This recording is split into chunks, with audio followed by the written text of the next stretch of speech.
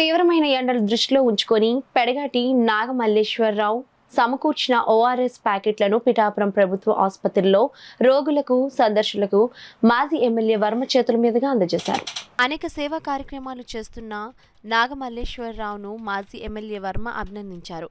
ఈ కార్యక్రమంలో పిఠాపురం ప్రభుత్వ ఆసుపత్రి అభివృద్ధి కమిటీ సభ్యులు వేణుం సురేష్, అల్లవరపు నగేష్, ఇల్లి చిన్న, కొర్రుప్రోలు శ్రీను, నూరవరపు సుబ్బారావు, నూతాటి ప్రకాష్, కోళ్ల బంగారుబాబు, రాయవరపు తిరుమలరావు, గుత్తుల రామకృష్ణ, మసకపల్లి రాజా, పిఎస్ఎన్ మూర్తి, నామా దొరబాబు, కర్ణసూల రాజా, సుంకు సుబ్రహ్మణ్యం తదితరులు పాల్గొన్నారు.